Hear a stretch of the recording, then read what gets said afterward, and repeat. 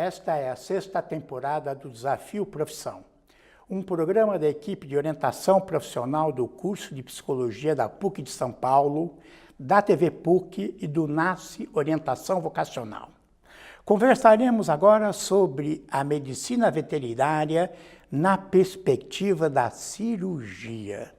E estão aqui para isso o Caio Teloli, que é veterinário pela USP, cirurgião veterinário volante, sócio proprietário do Hospital Pet Center em São Caetano do Sul. E o André Marquina Gonçalves, que também é veterinário pela USP, é pós-graduado em anestesiologia veterinária. Trabalha em várias clínicas e hospitais em São Paulo. Eu agradeço a presença de vocês. Obrigado. E vamos iniciar com uma situação inusitada, engraçada, a respeito do trabalho do cirurgião na veterinária. Eu acho que as situações mais engraçadas que o cirurgião passa é quando a gente vai operar cirurgias de corpo estranho, né? Os cachorros, não sei porquê, eles têm uma mania de comer coisas que não devem, né? E aí a gente nunca sabe o que a gente vai encontrar lá dentro. Então a gente tenta se guiar por um raio-x, por um ultrassom, exames de imagem e tal, mas geralmente é uma surpresa, né? Então já peguei meia, já peguei calcinha, já peguei mini crack de futebol, inclusive na época da Copa eu peguei um mini crackzinho de futebol. É sempre uma surpresa, né? E dá para fazer uma coleção. Eu tenho um museuzinho meu lá. Quando eles deixam com a gente, eu guardo. Eu tenho uma coleção de corpo estranho lá. Que ótimo. Da parte de anestesiologia, as pessoas em geral, seja na medicina humana, né, que a gente diz, e na medicina veterinária, não sabem muito bem o papel do anestesista num centro cirúrgico ou numa clínica. Então, certa vez eu fui anestesiar o cachorro de uma senhora, fiz uma consulta pré-anestésica com ela, expliquei como ia ser, tudo direitinho, fizemos o procedimento, acabou, entreguei o cachorro para ela, ela olhou para mim e falou: "Nossa, sua profissão é linda. Você pensa em algum dia fazer medicina veterinária?" Ou seja, ela não sabia que eu era um médico veterinário, ela achou que eu era um anestesista apenas.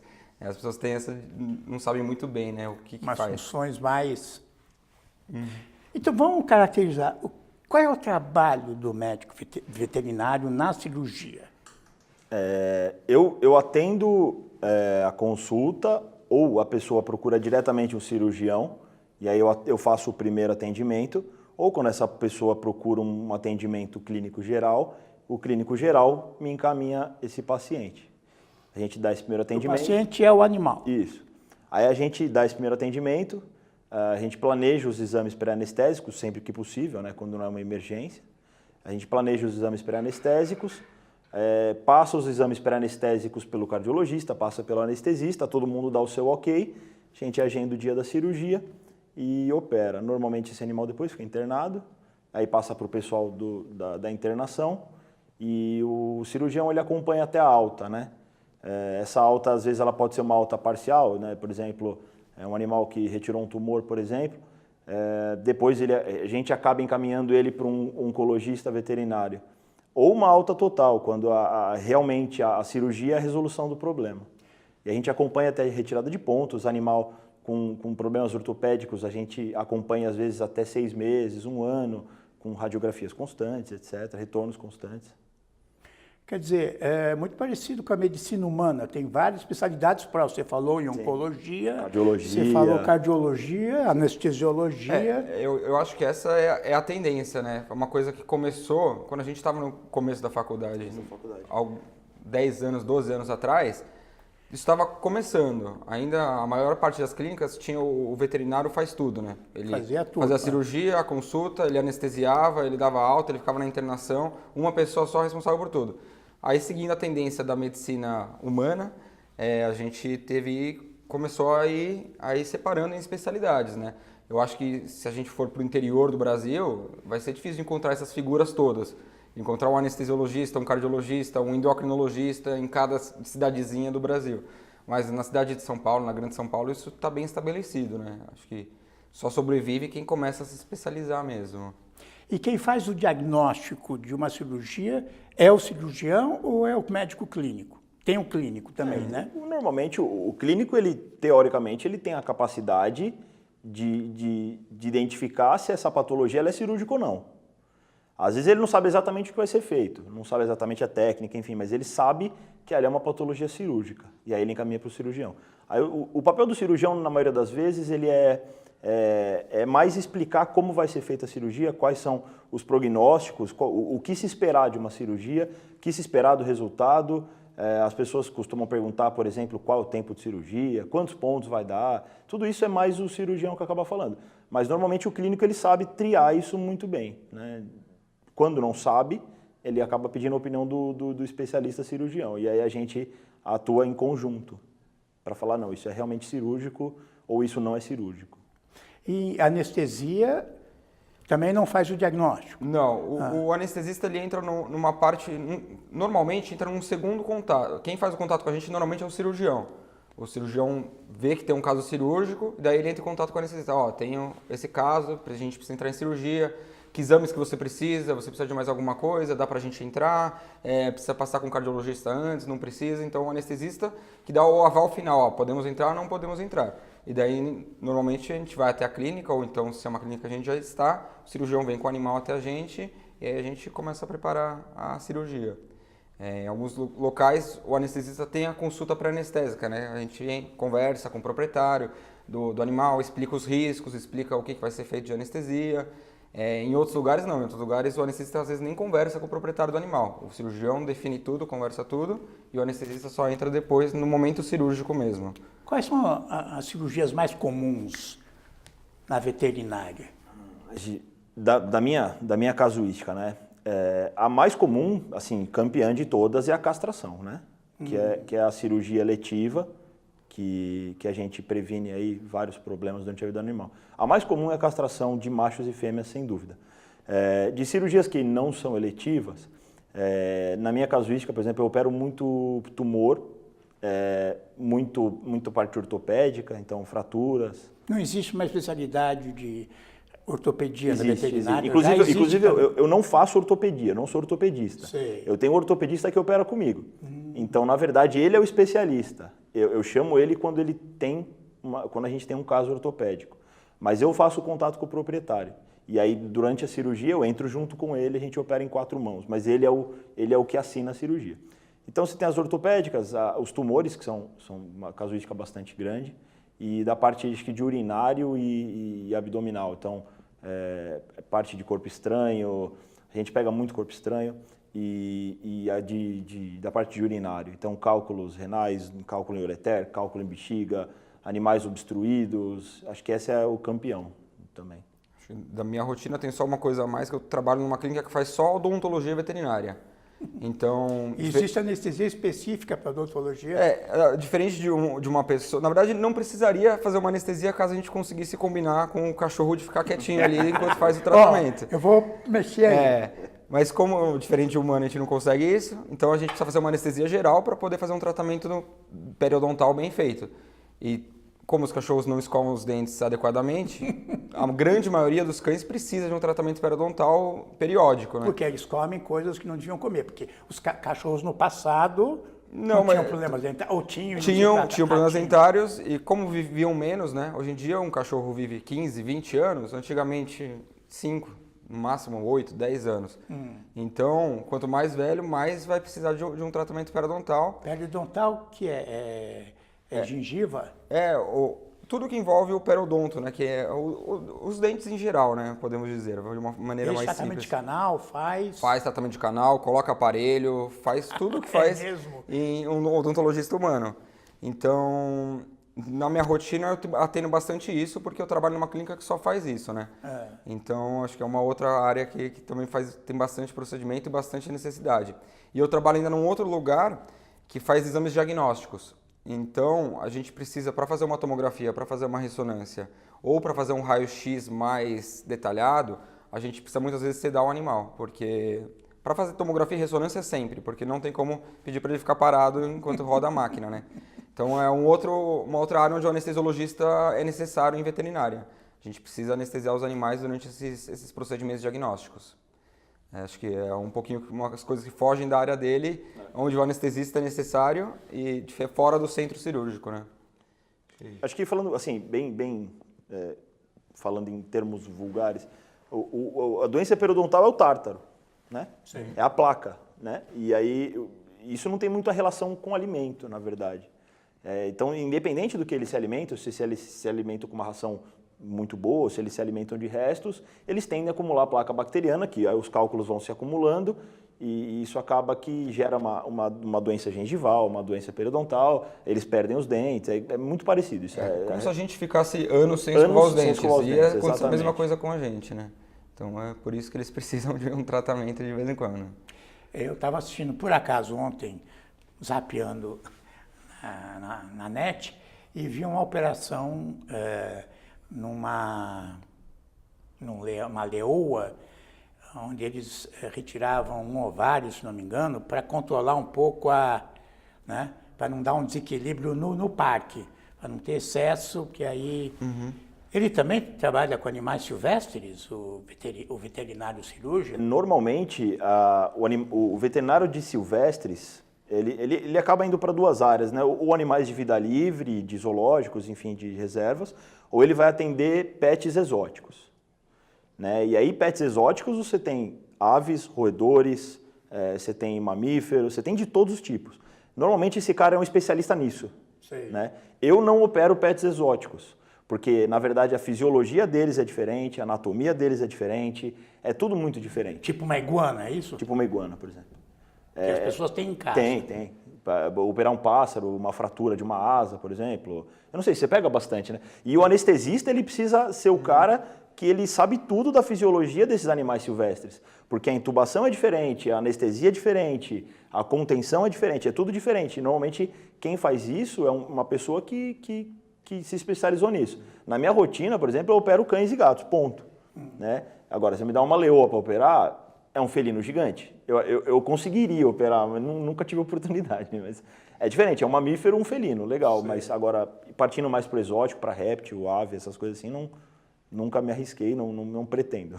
Eu tenho algumas espécies que eu anestesio com mais frequência, que são roedores, lagomorfos, que são os coelhos. O que é roedor? Chinchila, porquinho da Índia, basicamente esses dois eu anestesio bastante. Coelho também, não? Coelho eu anestesio bastante. Nessa clínica que trata de odontologia, esses animais têm muitos problemas odontológicos, que eles têm necessidade de roer constantemente as coisas. Sempre que eles não conseguem roer adequadamente ou não é fornecida a dieta adequada para eles começam a ter problemas dentários, né? Então eu acabei aprendendo a anestesiar esses bichos porque está na minha rotina. Mas quando aparece alguma coisa mais diferente, assim, me chama, você pode anestesiar um papagaio? Ficou meio assim, né? Não é minha especialidade, não estudei para isso, eu não me sinto apto. Sim. Então, normalmente eu chamo um amigo meu que fez pós-graduação com animais silvestres, que tem um embasamento maior para tratar disso. Mas ainda assim, a gente, por exemplo, nos livros que a gente tem na literatura, eu tenho a dose de cada fármaco estabelecido direitinho para um cão e para um gato. Agora, chega na parte de silvestres, eu tenho a dose para aves. Aves é desde um canário até um avestruz. Mas a dose que eu tenho é uma dose que... Então, ninguém estudou direitinho o que tem que usar certinho. Então, é uma área mais complicada. A pessoa que trabalha com isso tem que estudar bastante e tem que estar cotidianamente mexendo com isso para poder pegar o jeito, né? Dizer. Na veterinária a gente estuda muitas espécies, né? São muitas espécies. Na faculdade de base, assim, a gente tem umas 7 que a gente tem que saber bem. E aí, depois dessas 7, você tem N outras que os especialistas aí de silvestres que eles atuam. Né? Quer dizer, depois do curso, as pessoas se especializam. Hoje em dia, o cara que não se especializa, ele não consegue pegar uma fatia de mercado legal. Não é que legalmente não há nenhum impeditivo. Eu posso me formar, me graduar em medicina veterinária e no dia seguinte operar uma neurocirurgia, anestesiar o animal que for. Não tem nada legalmente que me impeça de fazer isso. Só que é o que ele disse. Quem não se especializa não é mais chamado. Os veterinários, os proprietários, eles chamam quem é especialista. Né? Hoje em dia, com a internet, o proprietário do cão, ele sabe. Fala, nossa, mas meu cachorro tem um problema cardíaco aqui, ele vai fazer um ecocardiograma, ele sabe, tem um problema cardíaco. Eu preciso passar com um cardiologista, a pessoa vai atrás, estuda a doença. Então, se o veterinário não sabe do que o proprietário está falando, ele não se mantém no mercado, né? E como é se relacionar com o dono do cão? O dono do cão não, o dono do animal. A gente brinca, né, que se no melhor dos mundos... existe uma frase que o pessoal fala assim, eu vou fazer veterinário porque eu não gosto de gente. esse cara tá ferrado. Tá. Porque o dia que cachorro aprender a passar cartão, tudo bem, mas até então o cachorro não passa cartão. Né? A gente brinca bastante com isso. É difícil, é uma relação difícil. É difícil porque, na maioria das vezes, pelo menos na minha rotina, não sei como é que é a do André, mas o cachorro é filho, até pagar a conta. Na hora que paga a conta é cachorro. Entendeu? Tá, mas tudo isso, né? Então, normalmente eles esperam muito da gente, eles esperam bastante da gente. É uma relação conturbada, principalmente porque não é um custo que eles estão prevendo. Nem na medicina humana também. Mas a medicina humana, hoje em dia a gente tem os planos de saúde humanos muito mais bem estabelecidos. Né? Sim. Na veterinária ainda a pessoa é um custo que ela não esperava. Né? Então a gente tem muita dificuldade, às vezes, em avançar sobre diagnósticos por questão financeira mesmo. E ainda existe isso? Não é muito caro, sacrifica? Eu ouço isso algumas vezes, mas muito menos do que eu ouvia há 5, 6 anos atrás. E eu acho que muitas vezes não é nesse tom, podemos dizer. A pessoa tem um apego pelo cachorro, realmente gosta dele, mas não tem condição. Às vezes o cachorro vai precisar ficar em uma UTI cuja diária é R$3.000. O cachorro precisa ficar internado uma semana na UTI. As pessoas não têm como pagar isso. Infelizmente não tem um SUS veterinário, a gente não tem como... Todos os equipamentos, todos os insumos médicos hospitalares são muito caros, né? Até tem já umas clínicas públicas, né? Em São Paulo. Tem, mas eu não sei como que tá, se tá fechando, se tá revendo o contrato. Sei. Tá numa fase meio complicada. Eu acho que eles fizeram uma licitação de emergência, porque acabou a licitação. Aí depois acho que eles fizeram uma de emergência para prorrogar mais um prazo, mas eles têm um número limitado por dia. E ainda assim não é público mesmo, né? É uma parceria do governo, da Prefeitura de São Paulo, com uma entidade veterinária. Não é que é da Prefeitura mesmo, os hospitais, né? Muitos dos meus orientandos, eles falam, quero fazer veterinária porque gosto de cachorro, gosto de animais, eu gosto de cachorro. Uhum. Como fica para o veterinário, não sei se vocês têm essa experiência, gostaria de ouvi-los, foram fazer veterinária porque gostavam de animais, e quando morre um cachorro na mesa de cirurgia? Eu acho que um ponto importante a conversar é que não basta gostar de bicho. Não basta. Eu acho que isso é o que te faz entrar. Essa é a porta de entrada. Eu gosto muito. Mas a gente, pelo menos para mim, eu passei a gostar de cuidar. Né? De cuidar da parte médica mesmo. Você tem que se apaixonar pela medicina. Tem que se apaixonar pelo diagnóstico, pela anatomia, pela cirurgia, no meu caso. Não basta só gostar de ter ou de criar, né? Você precisa gostar da parte ruim também, né? Que é, por exemplo, no caso de morte. A gente lida com muito mais mortes que a medicina humana. Né? Nossos bichos vivem muito menos. Todos os nossos pacientes vão morrer antes da gente. É diferente de um médico humano, né? O seu paciente não vai morrer. Hoje em dia tem alguns estudos, né, que falam que a veterinária é das profissões que mais se suicida no mundo. Os né? veterinários? Os veterinários. A gente tem altíssima carga de trabalho, o reconhecimento é menor do que a gente gostaria, então tem muita gente que acaba entrando em problemas graves, Isso, né? De lidar constantemente com a morte. O seu paciente, por mais que você cuide dele, por mais que você faça tudo direitinho, ele vai morrer e você vai acompanhar essa morte, você vai estar presente nesse momento, né? Então, é bem complicado, precisa ter um emocional... E na faculdade se prepara para isso ou ainda não? Não, eu acho que tem que se começar a discutir isso, porque é um problema mesmo. Essa questão do suicídio entre veterinários realmente é um grande problema. Síndrome de burnout, tem veterinários aí que estão no limiar de explodir, isso a gente vê, isso eu vejo no meu dia a dia. Na minha área, eu conheço várias histórias de anestesiologistas veterinários que começam a ter acesso às drogas, né? Começam a usar, começam a depressão, acabam se suicidando ou tem uma overdose e morre. É uma coisa que hoje, cada dia mais eu ouço histórias sobre isso. A gente ouve também na medicina também tem ocorrido. Entre os anestesistas humanos também é um grande problema. Vamos pegar anestesista. No anestesista humano, a gente aprendeu aqui, em outros lugares, que é um anestesista que cuida do estado geral do paciente. Ele cuida dos sinais vitais, ele tem que Enquanto que o cirurgião está lá no específico. Eu brinco que o Acontece- cirurgião só corta e costura e quem mantém vivo, quem salva o animal mesmo é o anestesista. É uma briga. Não é, eu concordo. Isso é. Porque, na verdade, assim, eu só tenho a tranquilidade de operar se eu tiver confiança no meu anestesista. Sim. Eu não quero saber se o bicho está respirando ou não está respirando, se ele está azul, se ele está vermelho. Eu não quero saber. Eu só fico ouvindo os barulhinhos do aparelho. Aí o anestesista puxa um negocinho aqui, abre um negocinho, puxa um negocinho ali, apita. Eu não quero saber o que ele está fazendo. Porque, na verdade, essa é a evolução da veterinária. É cada um na sua área, né? Para eu conseguir fazer bem uma cirurgia, eu preciso que o anestesista faça bem o trabalho dele. E para o anestesista fazer bem o trabalho dele, eu tenho que fazer bem a cirurgia. Não adianta eu vou lá, corto uma artéria e ele fica, pô, a pressão está caindo, está caindo, está caindo. O que eu faço? E eu estou lá fazendo besteira. Então, a gente se conversa. Você já entrou na medicina veterinária pensando em cirurgia? Não. Não. E você, pensou Também em não. anestesia? Como é que foi esse processo de escolha? Bom, eu estava na dúvida entre zootecnia e veterinária, né? Eu gostava da ideia de trabalhar no campo, com vacas, animais de produção. E durante a faculdade eu acabei me desiludindo com essa área, vendo exatamente que não tem o cuidar, né? Na verdade, tudo que você vai fazer ali é visando o lucro do dono da fazenda. Você vai aumentar a produtividade, vai aumentar, mas tudo com o intuito de melhorar o lucro, né? E daí eu comecei a ficar meio decepcionado com isso de não poder cuidar em si dos animais. Daí eu tive aula de farmacologia, né, que foi uma coisa que eu achei muito legal, e a anestesia é onde você vê a farmacologia funcionando imediatamente, né? Diferente, você dá um antibiótico e depois de 15 dias o animal fica bom. O meu, eu aplico um fármaco, eu vejo acontecer a ação dele imediatamente. Então acho que isso que me cativou mais a entrar para a anestesiologia depois. Interessante. Na verdade, eu ia para a área dos grandes animais também. Eu fiz muito estágio com cavalo, cheguei até a trabalhar um pouquinho com cavalo e acabei me desiludindo um pouco dessa área, mas não por isso, mas mais pelo mercado ser muito difícil, né? Você tem pouquíssimos cavalos, vamos dizer assim, aqui em São Paulo, na Grande São Paulo, enfim, que ainda precisam de veterinários. Está muito inchado esse mercado. E esse mercado ele é muito fechado, ninguém entra, ninguém sai, quem ganha dinheiro já ganha, quem não ganha dinheiro não vai conseguir entrar muito.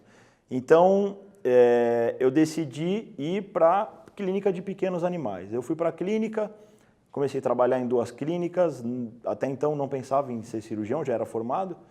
Comecei a trabalhar em algumas clínicas e me surgiu a necessidade de eu saber fazer algumas coisas de emergência. Aí eu falei, bom, eu preciso estudar mais isso. Aí eu fui fazer uma especialização em técnica cirúrgica. Quando eu comecei a fazer a especialização, eu falei, putz, é disso que eu gosto. E aí, na verdade, no meio do curso surgiu a oportunidade de ter a minha própria clínica e eu falei, não, o cirurgião é um cara muito caro para eu contratar, eu preciso ser esse cara, né? Pensar no dinheiro. Eu preciso ser esse cara, não dá para ficar chamando cirurgião toda hora, senão eu não vou pagar minha operação. E aí eu comecei a me especializar nessa área e quanto mais a gente se especializa, mais a gente começa a gostar. E não parei de estudar até hoje, faz 8 anos quase que a gente está formado e estou estudando ainda. Vamos aproveitar a dica. E o mercado de trabalho? Vamos falar agora para os futuros veterinários. Podemos esperar uma ampliação? O mercado está bom hoje? Eu acho que a gente tem um grande problema, que é, no Brasil, pelo que eu li agora há pouco, fui dar uma pesquisada, são em torno de 300 faculdades de veterinária que a gente tem hoje em dia. No Brasil. Isso. Para você ter uma ideia, nos Estados Unidos são 30. É mesmo? É. Acho que na África do Sul são 2. Eu acho que na França Alemanha são 6, 2, alguma na coisa Alemanha assim. 6, né? Então, ou seja, a gente tem muita, virou um grande mercado abrir uma faculdade de veterinária. Então, e ontem eu estava lendo alguma coisa sobre ensino à distância, que foi autorizado uma faculdade promover ensino à distância em veterinária com 8 mil vagas anuais. 8 mil. Tentaram abrir na psicologia, o início era 10 mil vagas. Isso. Não é bem anual, é o curso todo, mas é muito. 8 mil vagas é muito mais do que se forma anualmente em São Paulo. O estado de São Paulo acho que está com quase 133 faculdades no estado de São Paulo. Então, a gente tem, em primeiro lugar, faculdades de qualidade duvidosa, né? O que a gente teve, uma faculdade integral de 5 anos, das 8 da manhã às 6 da tarde, tem faculdades noturnas, que tem 3 horas de aula por dia, formaram em 4 anos. Uau. Então, são faculdades de qualidade que a gente não sabe dizer... Sem estrutura, né? Sem estrutura, essas faculdades sem não tem hospital, essa faculdade não tem um laboratório. Eles usam o laboratório da biologia, eles usam o da química. Aí vai fazer estágio, aí não temos hospital, vai fazer fora. Então é difícil. A gente tem, todos os anos, milhares de veterinários novos sendo formados por esse monte de faculdades. E a gente não sabe onde esses profissionais vão ser absorvidos, né? Na verdade, eu tenho visto muito no ABC, que é onde eu moro, tem muitas faculdades. Né? Você pensar que no ABC inteiro tem o número de faculdades de uma França, por exemplo. Tá saindo muita gente para o mercado. E essas pessoas elas estão se encaixando e tentando ganhar mercado por diminuição de custos, de preço. Isso acaba que a gente fica meio pé da vida com isso, porque essa pessoa ela precisa trabalhar, claro. Ela não tem mais lugar para ela trabalhar, então ela acaba abrindo um próprio negócio e colocando o preço muito abaixo. E essa é a nossa briga para a gente sempre tentar levantar a qualidade do serviço. Mas as PETs, né, lojas PET, elas hoje oferecem também serviços veterinários. Sim. Não cirurgia, provavelmente, não é? Não, tem até alguns pets que tem cirurgia, sim. Tem estrutura bacana, tem. Mas essa é a preocupação que a gente tem no momento, né? Os grupos que eu tenho de veterinários, a gente discute bastante isso, do que vai ser, né? Esse ensino à distância. Inclusive, o Conselho lançou uma nota de repúdio ontem a criação desse ensino à distância. Ontem nós estamos no mês de fevereiro de 2000. Isso, fevereiro de 2019. Está sendo uma grande discussão que a gente está tendo esses dias aí por conta disso. Mercado tem, tá? Pra falar bem a verdade, mercado tem. Mas tem imagino que seja restrito a cidades maiores. Não, eu acho que é exatamente o oposto. Eu acho que o cara quer se dar bem, o cara tem que se especializar, tem que ser... Só que ele tem que pensar um pouco fora da caixa. E eu me cobro isso porque eu não pensei. De repente, ir para o interior, para cidades menos estruturadas, e você estruturar uma medicina veterinária local. Eu acho que tem espaço bastante ainda para bastante gente. A gente se preocupa com a qualidade desses profissionais que estão saindo dessas faculdades, mas eu acho que espaço sempre tem. Né? A gente brinca que para a competência não tem muita concorrência, mas ultimamente está difícil. Mas tem que sair um pouco, acho que, dos grandes centros. Aqui nos grandes centros, acho que está meio abarrotado de gente. Sempre vai ter lugar para plantonista, sempre vai ter lugar para recém-formado, sempre vai ter. Né? Mas as pessoas, para elas ficarem, para elas se estabelecerem, elas têm que mostrar muita qualidade. Então, de repente, sair dos grandes centros é uma possibilidade boa, eu acho. Eu agradeço as contribuições. É um prazer. E até o próximo Desafio Profissão.